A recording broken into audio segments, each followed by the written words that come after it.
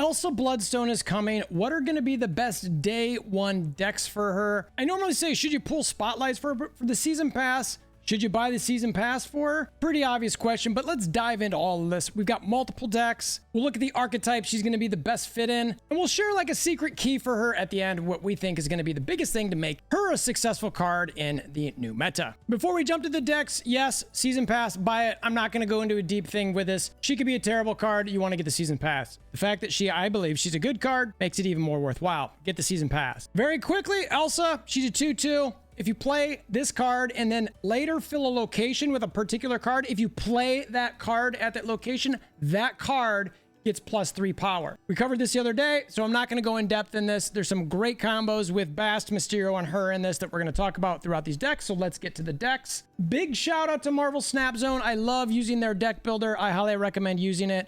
It's really nice to sort of find cards in, search in, and put the deck together. So that way you can sit there and look at it and go, yeah, I like the curve here. I like how this looks. You know what? I'm good here. I really enjoy this. And then it's easy to copy in game. Generally speaking, we're going to see decks here that are going to fill your location. You're going to have some bounce aspects so that you can continue to play multiple cards. Zoo aspects, stuff like that. So the first two, which are somewhat similar, also Bast Fill Fest. The other one is another similar Fill Fest. Again, I'm always going to have or try to have Bast, Mysterio, and Elsa. Because what's going to happen is Bast is going to ping Mysterio.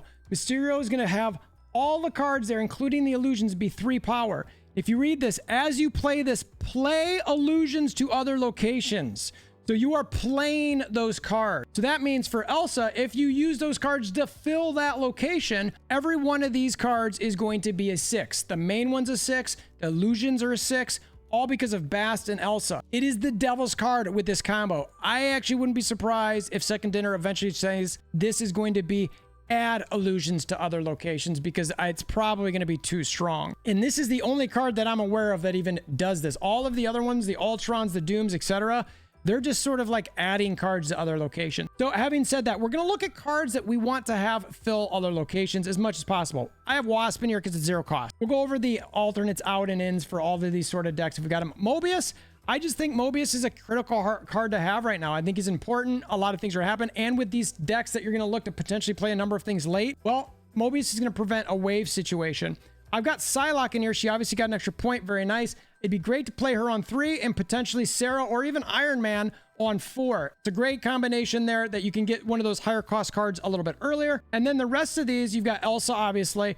Bishop, I'm a little torn on Bishop with a number of these decks. Even this one here, it's kind of like, am I going to be able to play that on 3 and really get a lot of advantage of it? For that reason, right now I've got him in this particular one, and we're going to go through some ones that are a little bit better than this, but there is the opportunity to do that. I think he's one of the cards you could easily skip out of this one. Dazzler. So Dazzler I had in that free Series 3 guide. She gets extra points when you fill, +2 for all the other locations. So this can become a 3/8. It's a really strong card. That's it. I mean, Mystique, you can copy either Dazzler's ongoing, Elsa's not ongoing, but Iron Man and Sarah, not you'd ever copy Sarah per se, but Iron Man. So you're looking at potentially copying that. Do you have to have that there? No. Again, this one is a little bit sort of a funky Fill Fest one. Hitmonkey, again, if we're not playing a lot of cards with him, I'm not sure that I love him in this deck, but I was just trying to think of a Bast fill situation. Again, with Iron Man getting some doubles, he automatically turns 6, and then Sarah with reducing costs potentially late.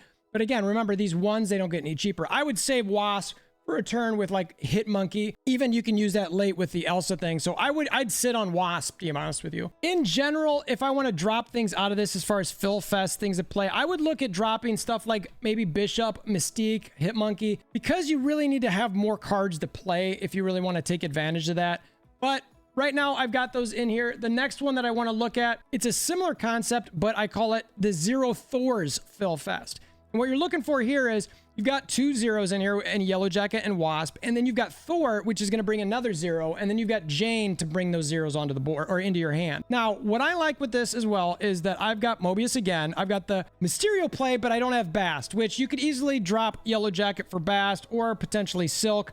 I really want to try to get Silk in there to make that a 2/8 potentially. That's a really strong card. Again, then you've got Elsa, you've got Hitmonkey to take advantage of multiple cards played on a particular turn, Mysterio, etc. You've got Dazzler, and then you've got Bishop to potentially get some points after turn 3. Now, I think Bishop, again, is a little bit clunky in these because you've got a lot of 3 costs that you're looking for here.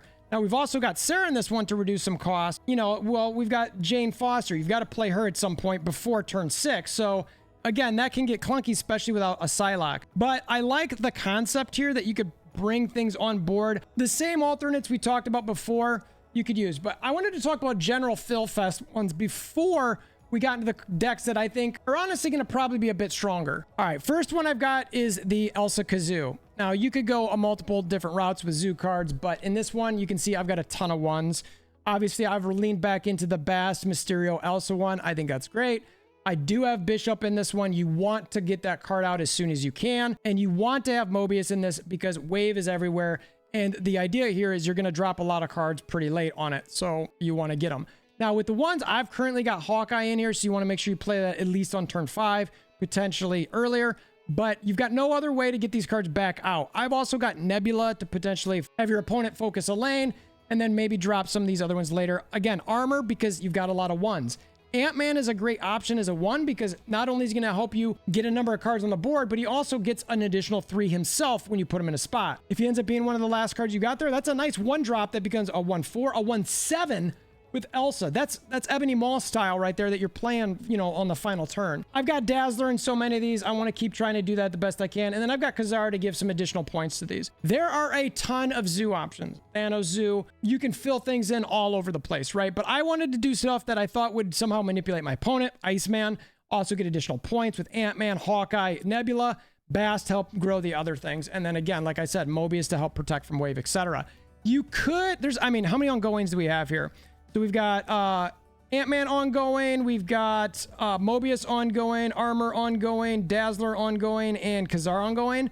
You could also think about Spectrum. I've talked about maybe her getting a buff sometime in November when the movie comes out. Maybe OTA style, right? So this is the Zoo one. Again, you can look into Thanos Zoo as well, but I just wanted to showcase this one. Now, the last 3 that I want to focus on, because I think these are the ones that people are probably going to play with and look into the most, Bounce. Can Bounce come back with Elsa? That is the question. Now, I've got 2 versions of Bounce that I'm going to show you.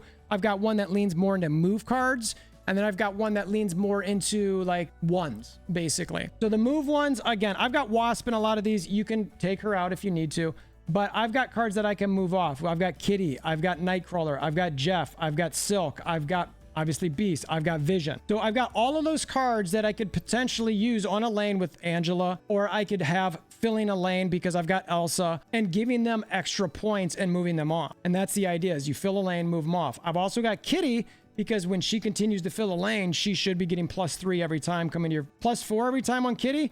That'd be dope. That's why I love having Wasp in here, because it's like, well, can I do Angela, Wasp, and then Kitty, Nightcrawler, and then just have that just filled every time and just like keep pinging that and pinging that and pinging that? And you know what? Maybe I need to get more points on other lanes so I can go, all right, well, you know what? I'm going to use Kitty first and then Nightcrawler. So Nightcrawler becomes a 5. All right, well, now I want to use, you know, Kitty, then Jeff, and Nightcrawler, or Jeff becomes a 6. You know, then you've got Vision, that becomes an 11. You've got Dazzler in there to get additional points too. Again, as always, Mobius, because you don't want to get waved and you want to control there. I just think he's a card that you really want to have everywhere. Silk you can use as the last card to get 8 on and move. And if I understand everything right, you can Beast Silk and that becomes a 1/8. Maybe it becomes a 1/11. You know, so that's the type of thing where I'm like, wow, this stuff can get crazy really fast, real fast.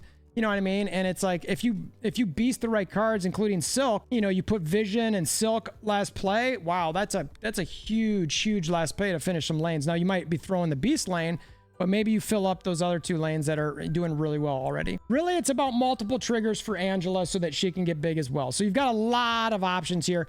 This is probably the one I will start with to see how it feels out. I like this one the best. Out, maybe you could ditch Dazzler. I'd look at Wasp, you know, look at Hawkeye, Spider-Ham, Hitmonkey, Magic, those sort of things. Anything that's sort of bounce related. The other bounce one that I've got in here is what I call the ones. This leans more into adding Falcon to the deck and getting some ones here. Again, we've still got Beast to potentially bring these all out.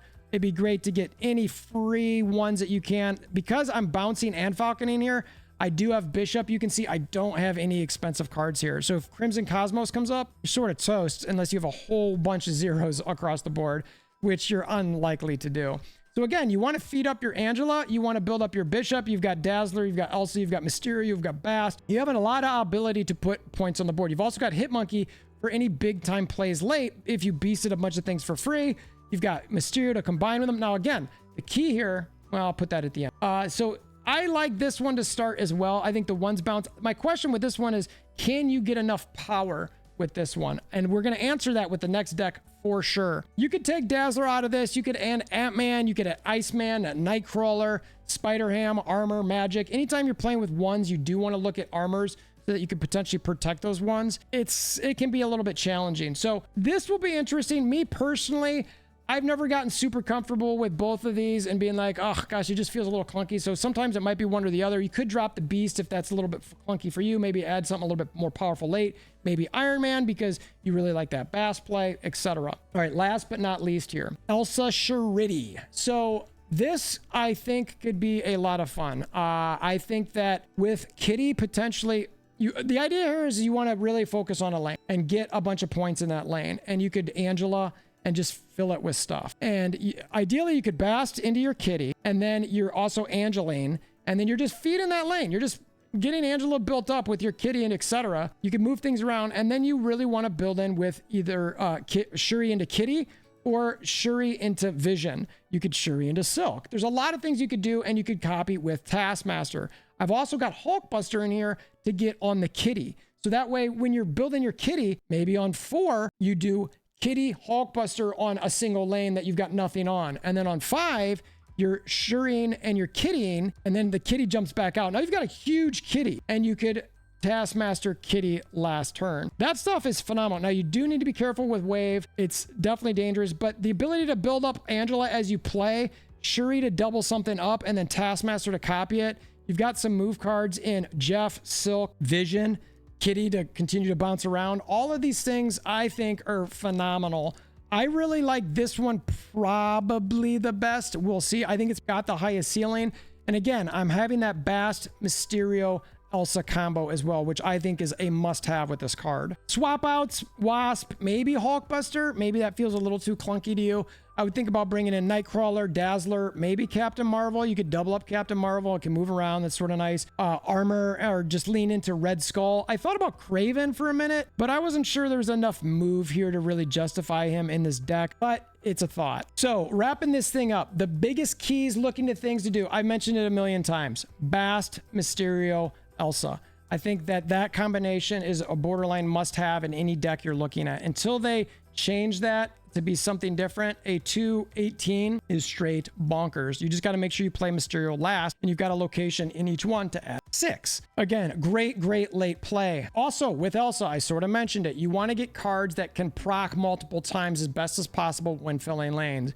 You want to have the opportunity to fill those lanes as much as you can. You want cards that help you get points when you fill lanes and potentially move them over and proc more. That's the type of thing that you really want to hone in on Elsa, in my opinion. And then the other talk is, when do you drop Elsa? Now, you want to get your cards out. Obviously, she's not ongoing, so you don't have stress there.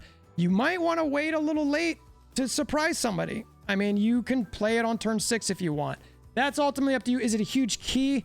It's a surprise factor. And if you're doing Conquest, obviously, once they know, right? And I think ultimately at the end of the day, they're like, well, how many +3s do I have to factor in here? What am I going to do here? So don't be hesitant to play her late. I think it could be a lot of fun. So let me know in the comments below what the decks you're planning on playing. Of the decks I showcased here, which do you think is the strongest? Which one would you do right away? Which one do you like the least? I would probably guess one of these early ones. I mean, me personally, the Phil ones were kind of like maybe the KaZoo one. Those were the ones that I was a little bit more like, you know, but I really like to showcase any potential deck first day so that someone can get a feel for it, not just come in there and be like, this is the best deck for sure, even though this is the best deck for sure. So those are your options that I think that you should look into starting right away. Appreciate you making this far. If you want to further support the channel, consider hammering down that like button. Probably the biggest thing outside of commenting below. Again, birthday month, so throw me those likes. Very much appreciate it. Until next time, I hope you have a wonderful day.